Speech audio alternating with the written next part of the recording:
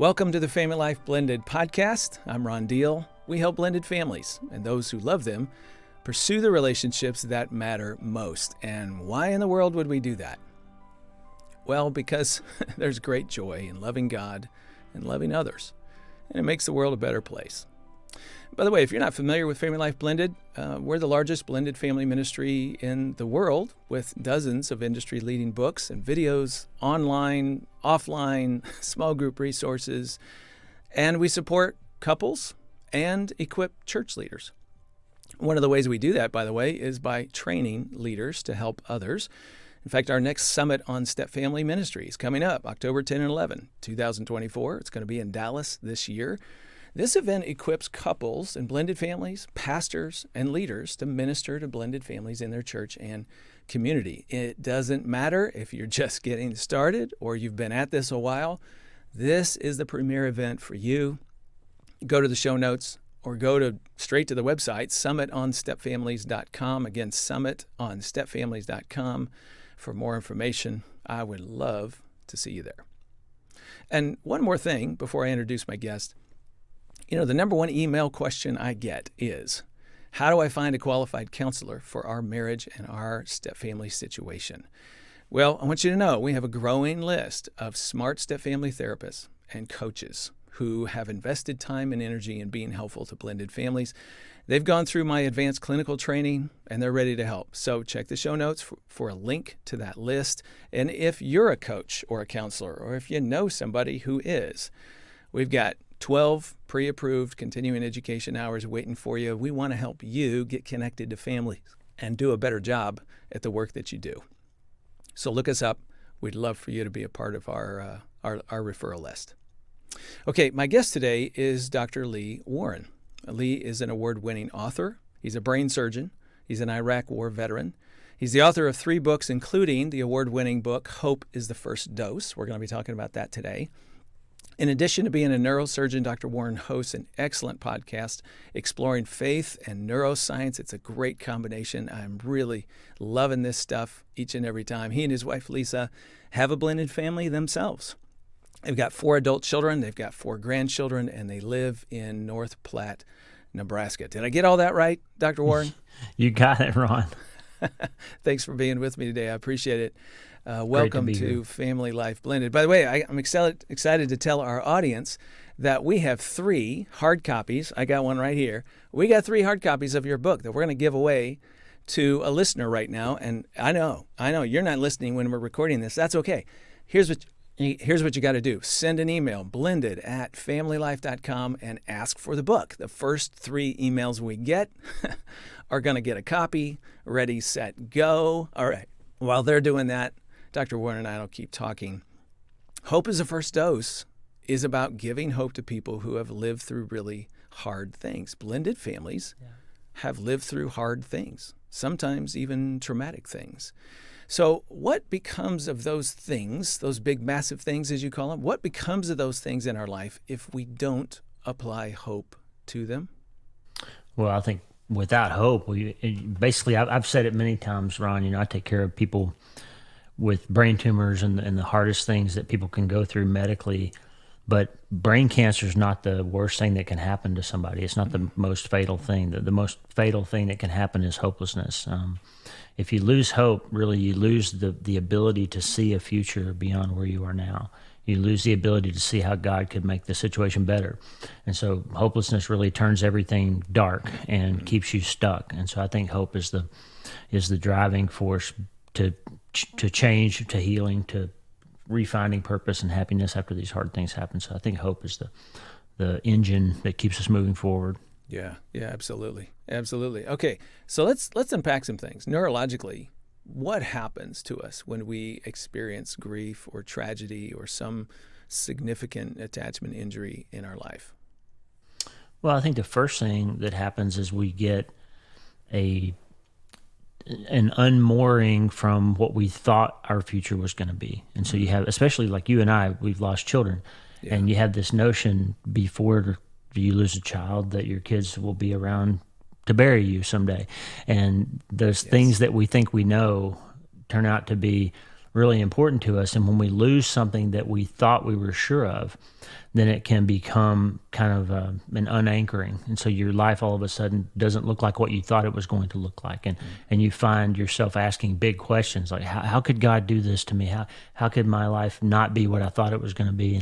And all the things you've been working so hard for all of a sudden aren't those things anymore. And so I think neurologically what happens then is your brain starts to sort of tell you things that will appear to be true.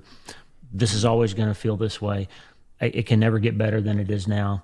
All my good days are behind me. Those kinds of things that we start to hear, because what your brain does is it takes a feeling, a neurochemical event, a signal that you've in the past associated with a certain reality, danger, fear, anxiety, whatever, and it brings that previously attached memory and thought and attaches it to the chemical signal that you're getting that tells you you're supposed to feel a certain thing right now, and then projects that into your future as if it's always going to be that way. And so what happens is you begin to believe that how you feel now about the situation is the truth about how you're always going to have to feel about it. And that sounds like hopelessness right there. Hopelessness. Okay, so there's some chemical things that are happening. There's some wiring of the neurons within the brain, and whatever fires together wires together. And so all of a sudden those things are connected, and if you're not careful, you can find yourself just casting a negative future and being stuck. Yeah. What's fascinating about that is that, sort of spiritually speaking, we've talked about things like that within the Christian community for a long time, and people have experienced it. You just have people telling stories about that sort of thing. But now when we have this ability to look inside the brain and go, yeah, and there's something physiological that's actually going on that's connected to that experience. I don't know. What that says to me is that it's more ingrained than we realize. Is that a fair assessment? It is. I think your body is a big feedback loop. I mean, the way that God built our minds and our brains, and there's a little bit we can probably get into some of it's necessary probably at some point in this conversation to separate mind and brain. So I think a lot of people don't spend much time recognizing that they're different things, but body, mind, brain, gut, all those things are connected and they feed back on each other. So when you have a big trauma or a big event that changes that thing that you thought you knew and all the things we already discussed, then you begin to sort of get physiological signals that are telling brain that your body is hurting in different ways. And so you then begin to think about the feelings that you're feeling, and you start to then focus on them. And so cortisol is a good example. Like you start thinking about the way that you're feeling bad, and your brain brings back up how that in the past has felt bad, and you start to focus on feeling bad. You start to release stress chemicals and biochemical events happen in your body that begin to then make that bad feeling become part of your body. That's why I had a shingles outbreak right after we lost our son. And every time I think about my son now, I have pain in my right scapula.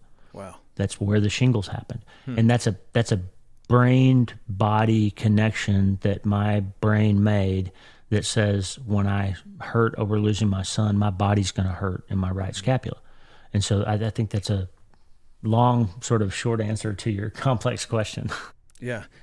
But the reason that's relevant for everybody who's listening right now is things that you've experienced that are hard and difficult. You lose a spouse to death, and now you find yourself doing life by yourself as a single parent, whatever that journey was for you, or you went through a divorce and never saw that one coming, and you feel the weight of that, the pain of it. You see your kids suffering, you see them struggling, and you're trying to figure out what God's doing in all this, what life holds for you, what's this new future. And if you're not careful, what can happen is you end up sort of digging your own rut. Is that a fair way of saying it? Exactly. Neurologically, there's a rut going on inside your brain, and emotionally, there's a rut going on in your life where you're looking at and constantly seeing that negative future or forecasting negative things into what's good. One of the things we talk about on this podcast from time to time is what we call the ghost of marriage past, that those little notions of things that you learned, unfortunately, you learned in a difficult relationship,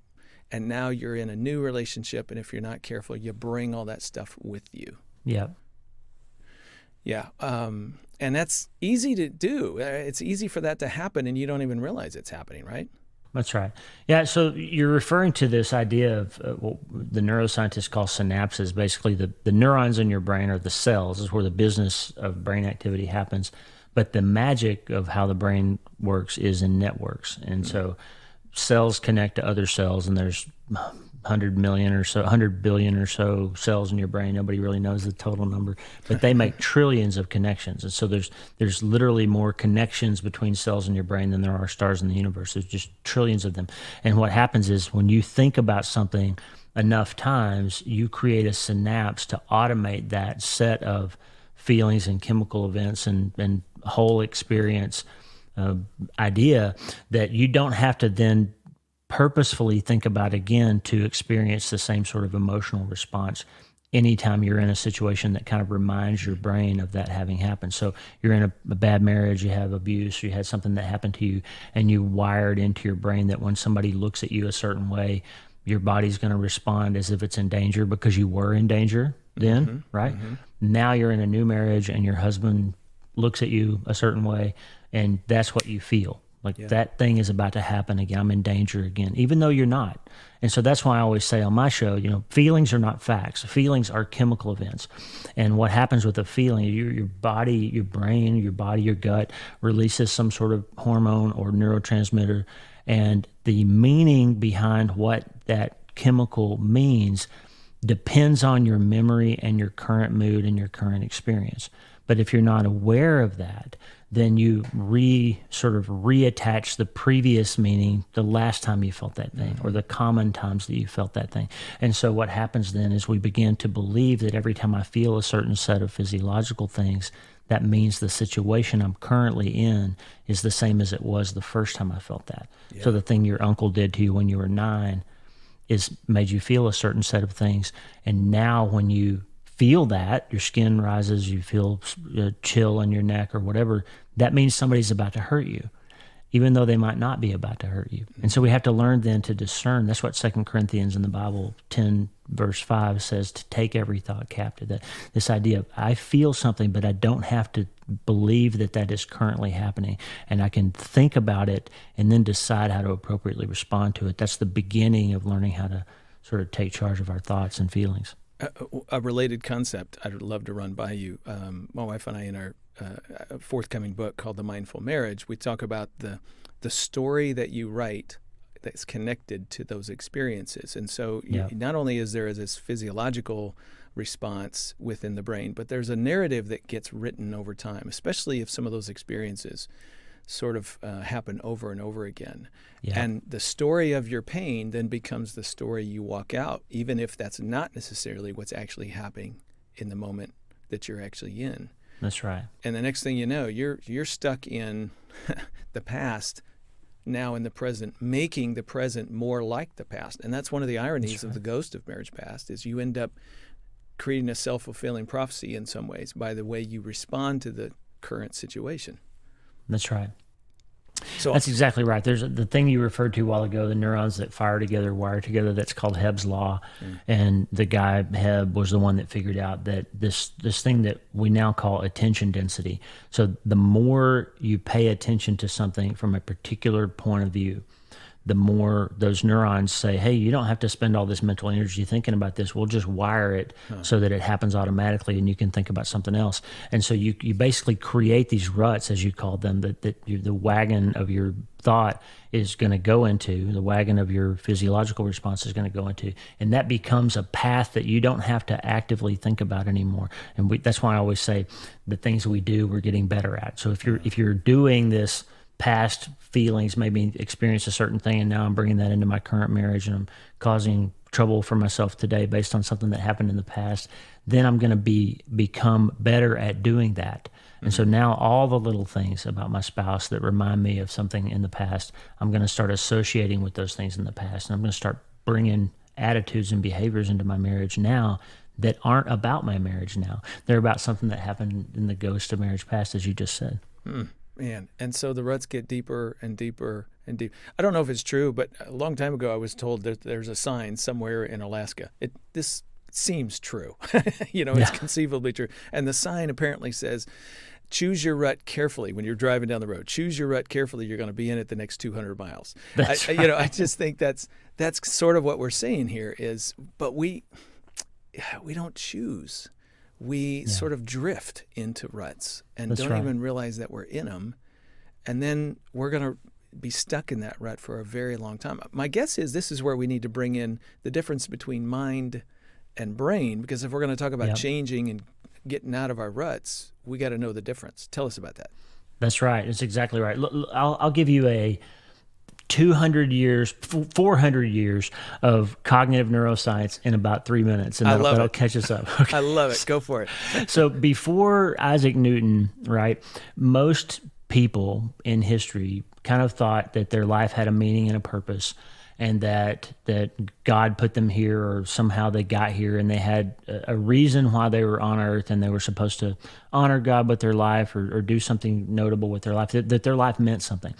Then Isaac Newton came along, who has gotten a bad rap. He was a Christian, and then the work that he did as a scientist was aimed at trying to explore what God did. So his intention was to use science to explain what we see in God, and thereby honor God and help other people see him. And guys like Maxwell, who discovered the equations that taught us about electromagnetism and all that led up to Einstein in the 20th century developing quantum physics with all those smart guys from Austria and Germany, that basically Newton said we need to be able to examine things and figure them out with a process, right? So he came up with the laws of thermodynamics and the laws of motion and all those things. And after Newton, what everybody did is they got this idea that we could figure something out and break it down to its component parts and reduce it to the stuff that it was made out of. Newton called them atoms. That he believed that there was hard physical structures. There were little tiny things that built up everything, okay? I'm going somewhere with this, I promise. Okay, I'm with you. So Newton said, basically, you break everything down to its smallest part, then you can build it back up and understand what's going to happen to it and how it's going to behave. Okay, so you break it down, understand the making of it, and then you can understand what it's going to do. And people took that and they created something called determinism, which means basically if you can reduce something down, you can reduce it to its component parts, then that will determine what those parts are going to do.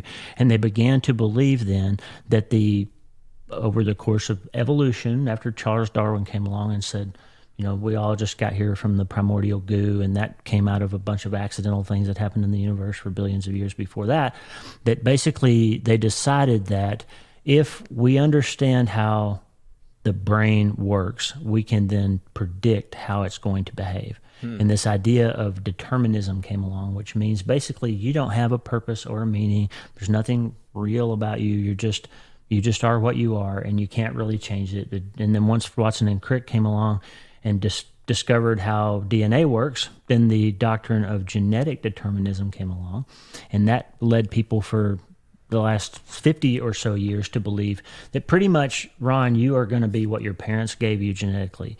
That's how you're going to think. It's whether you're going to drink or not. It's whether you're going to be abusive or not. It's how you're going to turn out to be as a person, that you're sort of stuck because of your genetics. You're stuck because of how your brain is formed. And they never really figured out how mind arose out of brain. But they believed that mind was just an epiphenomenon, or sort of some sort of process that happened inside of neurons. And the idea that you have a real life in your mind, that your mind can have a personality, and that you are something more than the activity of a bunch of neurons in your brain, is just a figment of your imagination. Like you're in the Matrix and you're one of those, meat computers that's just plugged in and generating energy.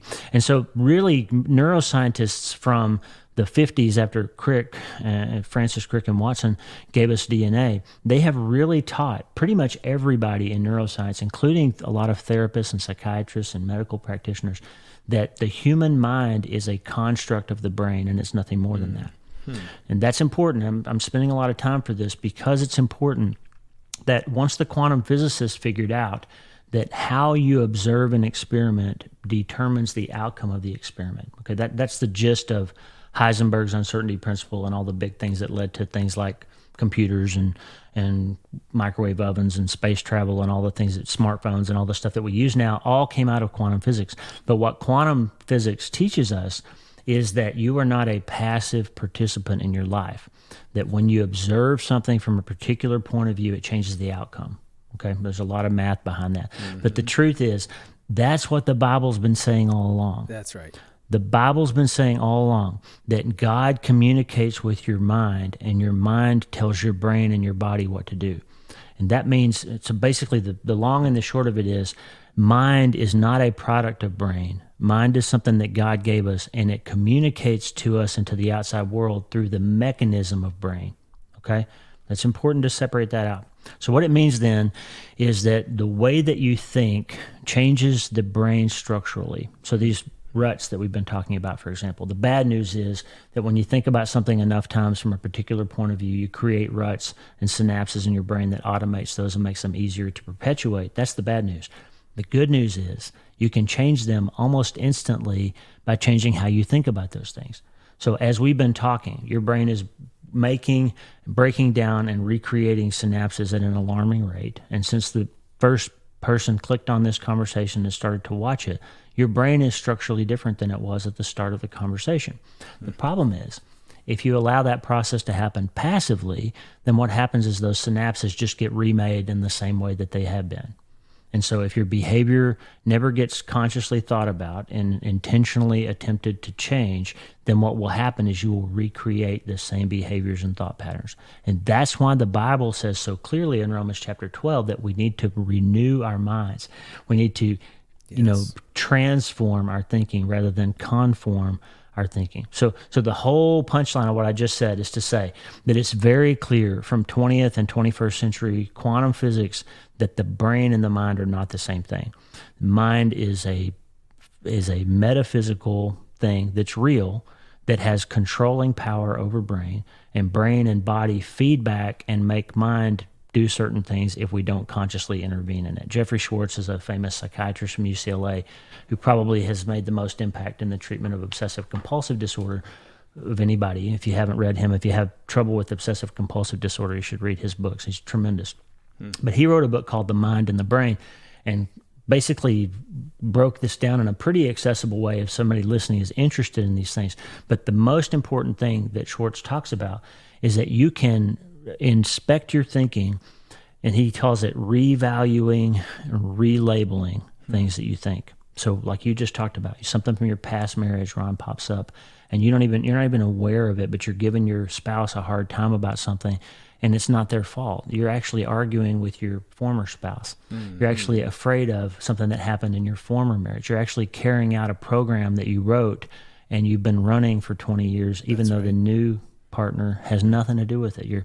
Your blended family kids weren't responsible for that thought pattern or behavior that you're experiencing, but you're running that program. So Schwartz says, time out, think about what you're thinking, biopsy it. I call it biopsy because I'm a brain surgeon. Like biopsy that thought and look at it and say, wait a minute, this feels like this thing that was happening in my former marriage, but it's not that thing.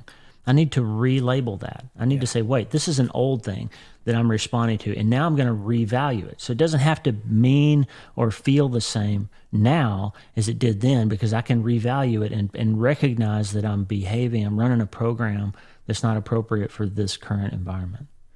So essentially, I think the New Testament would call that the truth. You're running this thought by the truth. That's and right. You're examining it in light of what God says is true, not necessarily what you feel is That's true, right. or what your brain has come to believe as true. That's right. And that's a discipline. I mean, this is a hard thing to do, and it takes a lot of self-reflection. I think it takes a certain humility to look in the mirror and say, "Is this about me?" Because I really want it to be about you. I mean, That's right. that from an interpersonal standpoint, that's one of the things we tackle in the mindful marriage. Is when you get into that rut and you don't even realize the program's running. Number one, but number two, the where that takes you is to the thought of and you're the one who's causing me pain, and so I've got to get you to change. And now I've got an agenda, and I'm trying to create change in you rather than look in the mirror and create the change in me. That's right. This is important. It sounds like a hard teaching, what we're getting at here, but it's really important to know that some unalterable facts, I would call them universal laws of neuroscience, is that you cannot change anybody else. You cannot change anybody else's habits or behaviors, and nobody can change yours either, except God. I mean, obviously God can do that, but you have to give consent to it. Like I can take you to surgery and fix your back pain sometimes, but not without your consent. Like you've got to say, okay, let's do this thing. And you got to give me permission to operate on you in that way. But nobody else can change your mind for you. And nobody else can change enough to make you happy unless you change what makes you happy, right? Nobody can. And so you're going to have an endless series of heartaches and heartbreaks if you don't learn that nobody else can be responsible for your happiness except you. That is so very profound, because I think most of us spend our adult marriage life and our adult family life trying to get other people to change something about them so our pain goes away and we get more happy. And what you just said is you can't do that. They cannot change that part of you. It's something you have to wrap. And of course the New Testament is replete with this notion. It's not just Romans 12, it's Philippians 4, it's Ephesians 4 and 5, it's Galatians 5 and 6. 2 Corinthians 10, Colossians 3, take off this old self, put on the new self, stop thinking about those things, start thinking about these things. I mean, that is a pattern of the New Testament that's all about moving into the reality that God has already made us a new creation. We just now have to begin to live out of that new created spirit. That's and right. It means actively looking at what is still lingering from the past within us. That's right. I mean, you go back to that idea that we talked about a while ago of this determinism thing. It's so pervasive. And I would challenge, if there's counselors and therapists out there, I would challenge you to look really hard at your worldview and at the way that you were trained and any techniques that you use with your clients. Like, look really hard for places where that sort of idea of determinism might have snuck in there, where we are stuck with how we're born. It's not really our fault because our parents gave us these genes, or this thing happened to us and that changed us in a certain way and we can't really fix it. So people need to accommodate our frailties and those sorts of things. There's some truth to some of that, but the truth of this is you can change just about any type of response that you have to trauma or tragedy or massive things or marital situations. You can change your response. And that's where the hope lies, Ron. Like, I think it was Gabor-Mate that said it first. I really like how he worded this, although I'm not a huge fan of his work. He said, trauma is not the thing that happened to you. Trauma, and that would be really bad news if it was, because if trauma is the thing that happened to you, it never stops being true that my son died, your son died. It never stops being true, and you're broken by that. You always will be. It never stops being true if you were raped or abused or any of those things. You can't change the thing that happened. But trauma is not that. Trauma is your set of mental and physiological responses to the things that happen to you. That's what trauma is. And that can change. You can learn a new way of responding when somebody triggers you. You can learn a new way of responding when a memory flashes back or you have PTSD or something occurs. You can learn a new response, and that's where the hope lies. And that's what the Bible's talking about when it says, renew your mind, change your thinking, transform your life, all those things. And it even says we have the mind of Christ. Like if you accepted Jesus as your Savior, He's already changed your mind. The problem is we live in this fallen world and this brain that reminds us of things, and we don't recognize that we're repeating these thought patterns, and we don't have to live that way. Friend, you can change your mind. Yeah, and that is so beautiful to think about. I'll never forget the first time it dawned on me that neuroplasticity says that you can change your mind. Yep. And not just thoughts as in conscious thought, but you can change how your brain is actually wired. That's when right. you, by practice, put into practice the things that are good and right and noble and praiseworthy, and begin to live based upon God's truth, that actually begins to physiologically change the wiring of your brain. That That's just right. blows me away to think that God's prescription to renew your mind is not just sort of ethereal, something above you. It's actually in you. Yep. That's exactly right. We had an amazing experience, Lisa and I, when we lived in Alabama. Our office was on the top floor of the MRI Research Center at Auburn University, and they had one of the, at the time, only 3 or 4 what's called a 7 Tesla magnetic resonance imaging scanner. When you go get your back scanned or you hurt your knee and you go get an MRI, most of the commercial units in the country are 1.5 Tesla or weaker. Tesla is a measure of magnetic field strength. And so the stronger the magnet, the more detailed the imaging they can do. Okay. And at the time, they had a 7 Tesla magnet, which could image things like the beating heart. And it was so powerful of a magnet that when they did small animal studies, it would levitate the birds or the rabbits off the field. It would like pick their whole body up. But the first time we got to go down there and watch them do some functional imaging research. So basically, when you get an MRI of your knee or your brain, it's a static picture. It's just a picture of the organ. It's a picture of the thing. But functional imaging allows us to see what the organ is actually doing physiologically. So we got to go down and watch. They put these research subjects, these people in the scanner, and they would inject them with a tracer and say, hey, Ron, think about the saddest thing you've ever been through. Think about the day you got the phone call when your son passed away, when you lost your child. Think about how you felt right then. And they can watch in real time the blood flow and chemical changes in the brain. The colors change on the screen of what's happening in your brain and the networks that are getting involved and things that are happening.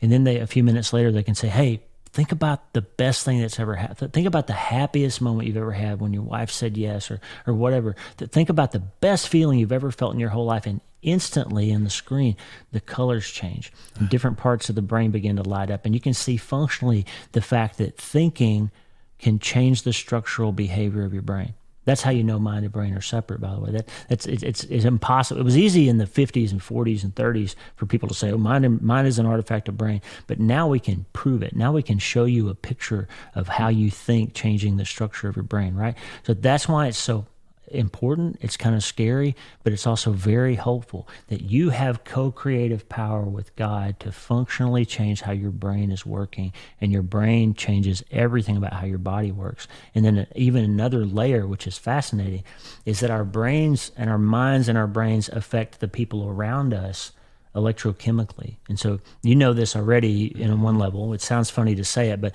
when Debbie Downer comes in the room, right, somebody's in a really bad mood, somebody's really angry or really upset, you instantly feel a bunch of physiological stuff from them way faster than could be explained by the activity of the chemical synapses and neurons. Like it happens instantly. And it happens instantly because it's electromagnetic. It happens at the speed of light. Like your emotional state resonates with mine. The psychologists call that limbic resonance, how our systems align with one another. And you have this whole system in your brain of things called mirror neurons that basically mirror the facial expressions and the emotional output of another person, and then trigger the same things in their brains to happen. And that's how you have what we call empathy with other people, right? So you already know that your electromagnetic state affects those of people around you. And that's why when your wife walks in the room, you feel happier just because she's happy, or you instantly know you did something wrong and you're in trouble and you start to feel all that. But here's what you might not know. They've done some really fascinating research where they put people in rooms next to each other that they couldn't see each other. And one person's really mad and their heart rate goes up, and the other person's heart rate will go up too. Wow. Because they're electromagnetically connected. And what we know now from quantum physics is that there's a thing called quantum entanglement, where people or electrons or molecules that are connected with one another in certain ways can have the same responses even when they're separated by vast distances. And so that means that if you're careful with your emotional state, you are affecting the emotional state of those around you. And it's important. It's a responsibility for marriages, for husbands, for wives, for parents. You have a responsibility not just to say the right things and do the right things, but to think the right things too. That's why the psalmist says, may the words of my mouth and the meditation of my heart be pleasing to you, because the things you think about create realities around you for other people that have lasting impacts on their bodies. Let's make a leap based on what you just said, and let's think about parents and step-parents listening right now who are going, okay, so they've heard me say before, the most important thing for a dysregulated child is a self-regulating parent. That's right. Somebody who loves them, and I think that's, hitting on what you just talked about. Who I am and how I carry myself does have some impact. It doesn't change, it doesn't dictate, but it does have some impact on the people around me. Children, stepchildren, whoever it might be, former spouse, whatever that interaction is in your home. So take seriously, I think what I hear you saying is take seriously how you carry yourself, and letting your mind be renewed toward good things can make a difference in the mood and feelings of others in your home. That's absolutely true. And I want to make this crystal clear. Like, it's just super important. This is not just self-help talk. It's not just therapy tricks that we're talking about. Like, the things that we're discussing, the mindset that we carry, the things that we dwell on, the thoughts that we think, structurally change the anatomy of our brain. And they chemically and electrochemically affect the bodies and behaviors of the people around us. And then on another level, which is even almost more terrifying, is that you can change the switching on and switching off of genes in your body and propagate those to generations after you by changing how you think. Now, let me give you an example of that. In the Bible, there's something that we call generational curses. Okay, yeah. There's a passage in Deuteronomy, and I think another place in Chronicles maybe, where it says that God visits the sins of the father on the third and fourth generation of the offspring. And that sounds horrible. It sounds like God's going to punish your great-grandkids for something that you do. But that's not what he's saying. It's not a threat. It's a warning. It's a prophecy to say, hey, Ron, the things that you do in your life are going to predict the things that your great-grandkids are going to do in their lives. And that's why we see things like alcoholism and abuse perpetuate for several generations. What happens now, we understand the genetics of it. Your behavior doesn't change the genes that your kids inherit, but it changes whether they're switched on or switched off when they're born. Yeah, this has been a sensitivity or that's right. Yeah. That's the science of epigenetics. The things that happen around us change the expression of our genes. So you get the same set of DNA that you got from your great-grandpa, but you might be born with a different set of them switched on or switched off. A pastor once joked, Jesus might be in your heart, but grandpa's in your bones. like you inherit the things from your family, right? Yeah. But it's not the bad news of genetic determinism that we thought from before. It's the very good news that those things can be changed with changing the way that we think and therefore how we live. Here's an interesting bit of research. They did some studies in PTSD survivors from Vietnam, or PTSD victims from Vietnam, and they did some similar research in Holocaust survivors from the Second War.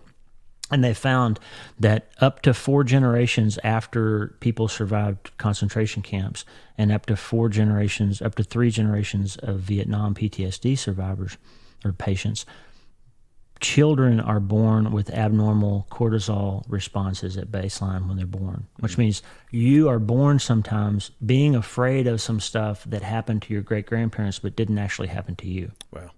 That's powerful, right? That is powerful. The good news is those responses can be normalized within 1 generation by learning how to think differently, by cognitive behavioral therapy is the specific research they did there. We have said to this group, there's research that shows that children who grow up in strong, stable, healthy step families have a greater likelihood as adults of choosing one partner for life, breaking the generational cycle of divorce, and having a stronger mental health than kids who have been through an original biological family that by death or divorce was fractured, and then living in a difficult single-parent and blended family situation that may have also added more fracturing to their heart and their life.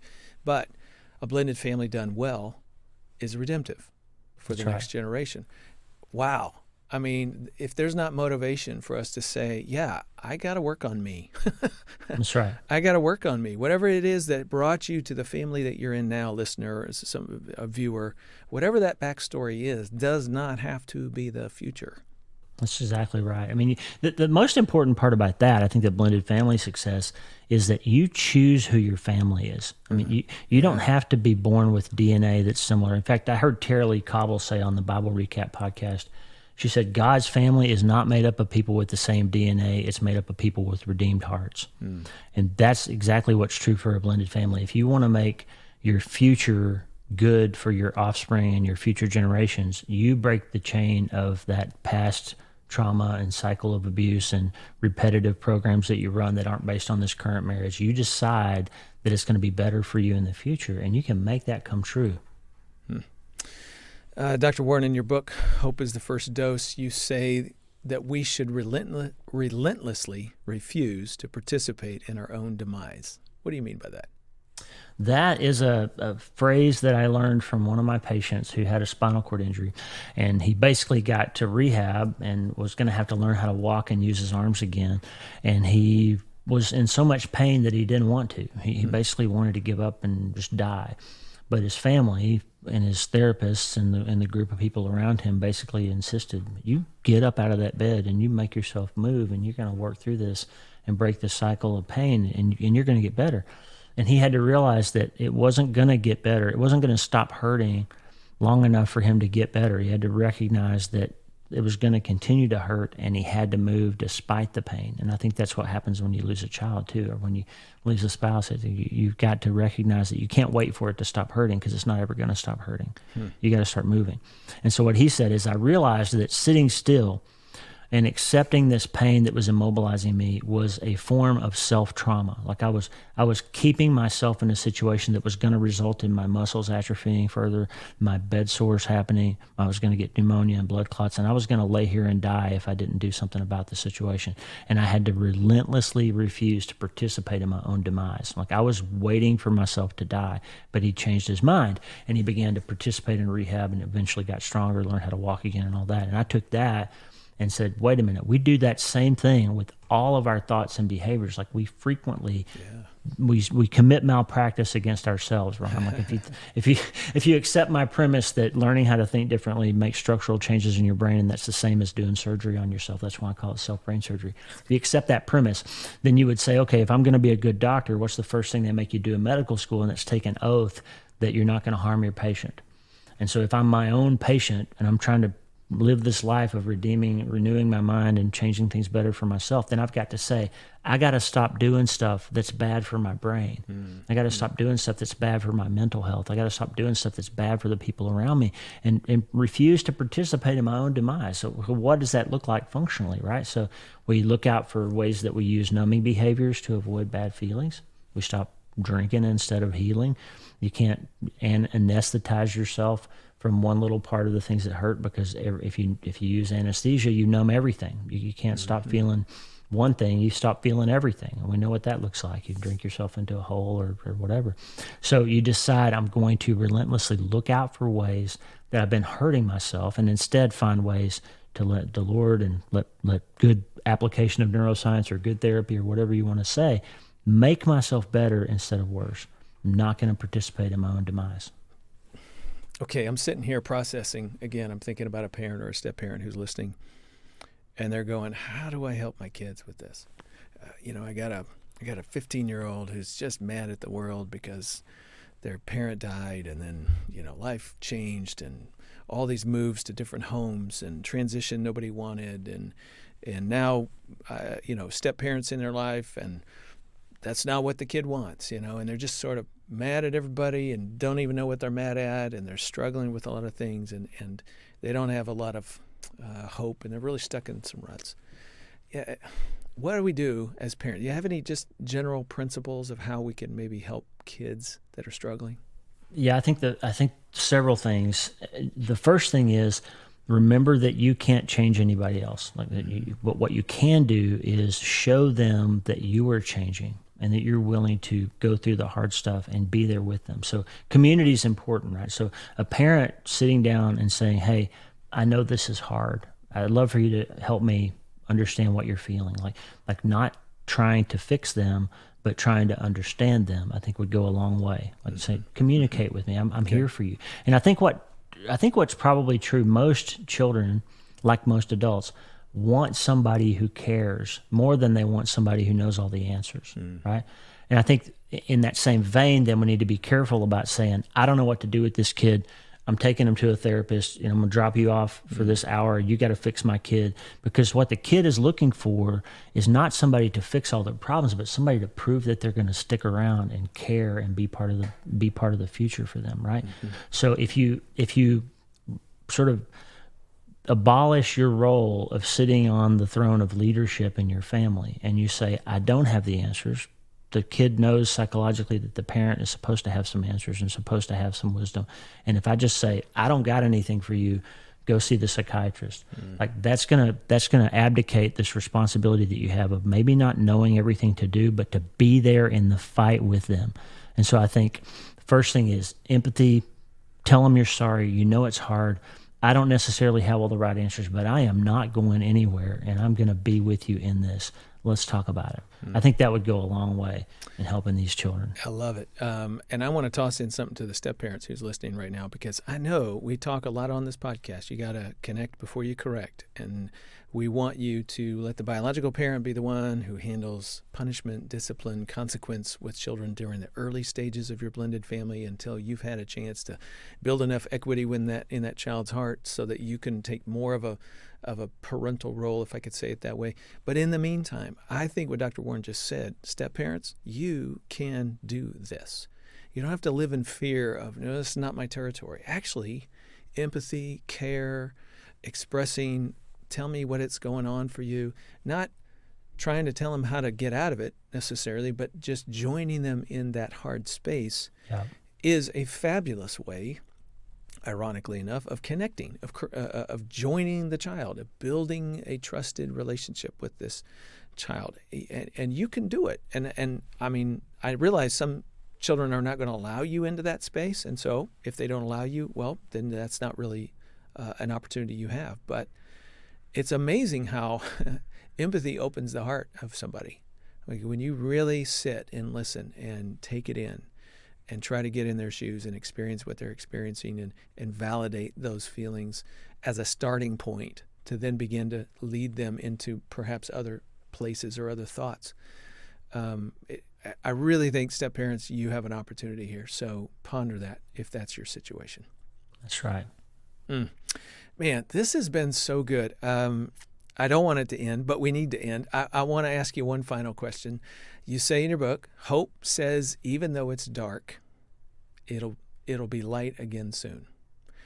Now, as somebody who myself has been through some pretty significant grief, I'll just own there were moments in my journey, my grief journey, where I didn't want to believe that. I was just too dang mad to want to even think that there's light. Sometimes self-pity goes a long way towards just staying in the lump, the mud that we're in, and we don't even want to lift our head up at all. But Scripture is full of reminders that with God, what currently is, even when it's super, super dark, that's not everything that there is. Talk about being willing. How do we get ourselves to be willing to trust God that it will again be light? Well, I think the thing that worked as a metaphor for me, a mental picture for me, is that if you go outside in the middle of the darkest night you can imagine, like, it doesn't matter how much you scream into the void or yell or be mad, it's not going to come dawn any sooner than the Earth's rotation is going to make it come dawn.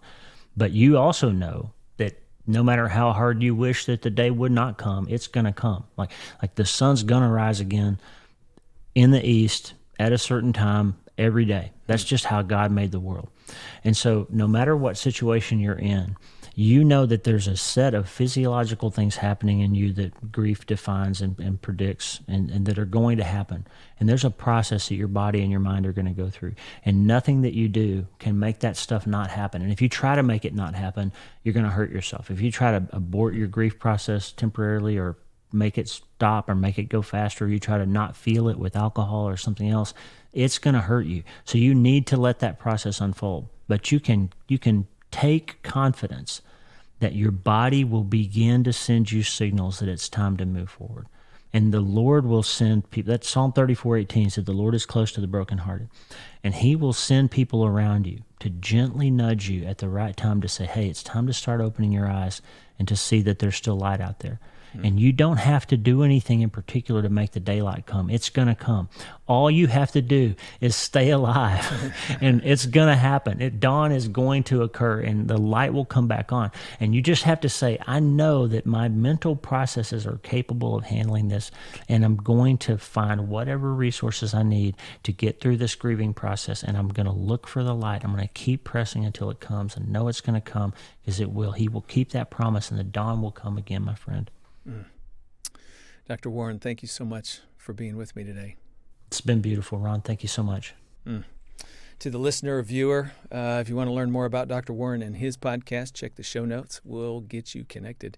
Remember to rate or review our podcast. And if you haven't subscribed yet on your smartphone or on YouTube, feel free. You have your choice, or you could subscribe to both. Next time on Family Life Blended, Gayla Grace is going to be back with me in the studio, and we're going to be talking about sexual pitfalls to avoid in a blended family marriage. That's next time on Family Life Blended. I'm Ron Deal. Thanks for listening or watching, and thank you to our production team and donors who make this podcast possible. Family Life Blended is part of the Family Life Podcast Network, helping you pursue the relationships that matter most.